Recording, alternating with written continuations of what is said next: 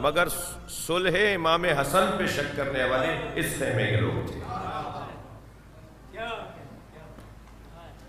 انسان جب تک اپنی کمزوریوں پہ غور نہیں کرے گا عبرت حاصل نہیں کر پائے گا، آگے ٹھیک نہیں ہو پائے گا، وہی بات تکرار ہوتی رہے گی اگر اسے کمزوری نہیں مانے گا تو۔ امام حسن کی صلح پہ شک کرنے والے لوگ پہلے خود ماحول بنایا چاہنے والوں نے کہ حالات ایسے ہو جائیں کہ امام صلح فرما لیں، اور پھر جب صلح فرما لی تو جو 5% لوگ صلح، ایک صاحب کہنے لگے کہ جی فلاں ایک حدیث ہم نے دیکھی جس میں امام مولا حسین اور حتیٰ مولا حسین اور بعض اصحاب امام حسن کی صلح پہ راضی دکھائی نہیں دے رہے، یعنی قول ایسا محسوس ہو رہا ہے، لہجہ ایسا محسوس ہو رہا ہے کہ امام حسین بھی راضی نہیں تھے امام حسن کی صلح پر۔ تو میں نے اسے بے ساختہ کہا، میں نے کہا تم راضی ہو آج بھی؟ کون راضی ہے؟ خود امام حسن راضی تھے، امام حسن نے جو صلح کی اس میں امام حسن راضی تھے؟ امام حسن راضی تو نہیں تھے نا، یہ جو کچھ ہوا کیا امام حسن اس میں راضی تھے؟ تو پھر امام حسین کیسے راضی ہوں گے؟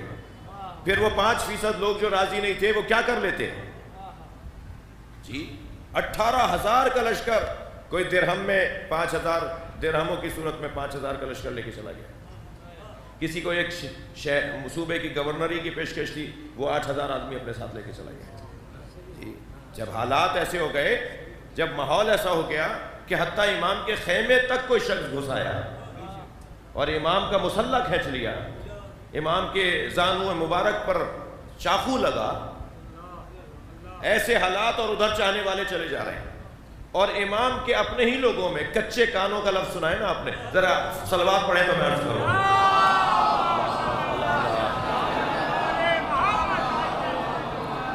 امام کے اپنے ہی لوگوں کے یہ کچے کان کی جو کیفیت ہے، اس نے امام کے لشکر کو اس حالت تک پہنچایا۔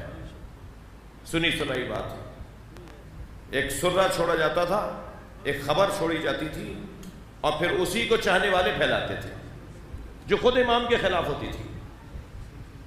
اب مجھے نہیں پتا کہ کل میرے بھائی نے جو نوحہ خوانی کرتے وقت موبائل اٹھانے والوں کو جو تھوڑا بہت سمجھانے کی کوشش کی، میں بھی یہی کہتا ہوں، میں بھی ایک مدت سے یہی پکار رہا ہوں،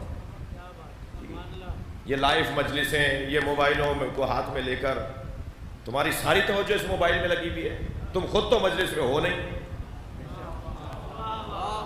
یہ شخص جو نوحہ خوانی اور مجلس کو موبائل لے کر بیٹھا ہے بنانے کے لیے، یہ ساری توجہ تو اس کی موبائل پر ہے، اس میں بیٹھا دیکھ رہا ہے اور کسی کو دکھا رہا ہے اور کسی کے لیے کام کر رہا ہے۔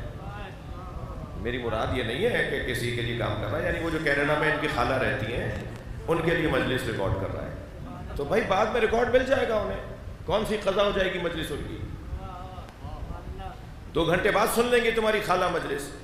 لیکن یہ جو 50 موبائل اگر اٹھ جائیں مجلس کے اندر سب لیے بیٹھے ہوئے ہوں، کیا ماحول بنے گا؟